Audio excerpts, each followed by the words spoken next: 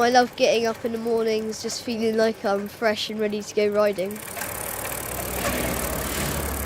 I would cycle anywhere from 40 to 60 miles a week. 12-year-old Sam Medlin from Redruth is one of a growing number of youngsters from Cornwall bitten by the biking bug. Generally, my training would be on the road. Sometimes the cars will come past us at 40 miles an hour on a 20 mile an hour speed limit. So they just shout and scream and all. It's just a bit out of order. But worries for Sam's safety, along with that of other road racing cyclists, both young and old, prompted one local cycling group in Cornwall to find a more permanent, safer solution. There is no facility in Cornwall whatsoever for young people to practice and race on. Rod James is the chairman of Cornwall's One and All Cycling Club. We've been exploring all sorts of options over the last 5 years. This came up from Wheal Consultancy, offered to let us use this area. And for about the last 4 years, we've been using just this out and back bit. Basically, what we need to do is to raise money to actually cover a section which at the moment is still covered in gravel. The circular route at Wheal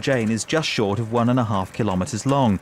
In the past, it's been used by the club's youth academy members to hone their road racing skills without the hazards of traffic passing by. Now the aim is to bring the circuit up to scratch and use it for competitive racing.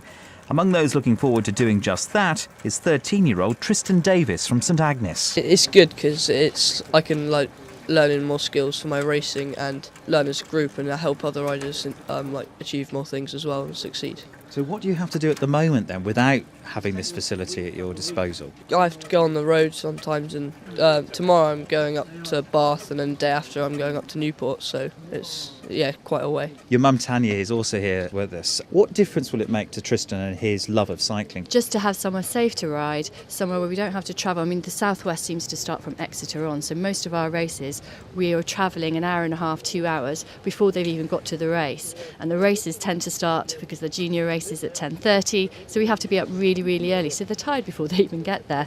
So to have something on our doorstep would make a huge difference. The Wheal Group's already stumped up more than £40,000 to resurface part of the route. Now the cycle club's searching for another £10,000 to complete the job. Bernard Ballard from Wheal says they're delighted to help support Cornwall's up-and-coming cycling talent. We've been involved with One and All Cycling for several years now, and as we've got to know more about them, we realise that Cornwall's not well served with this sort of facility. And here we are with a secure site with roads and tracks and all sorts of facilities, which seems to be ideal. We feel that if we can do something to return something to the community, then we should, and this is just one of the ways that we do.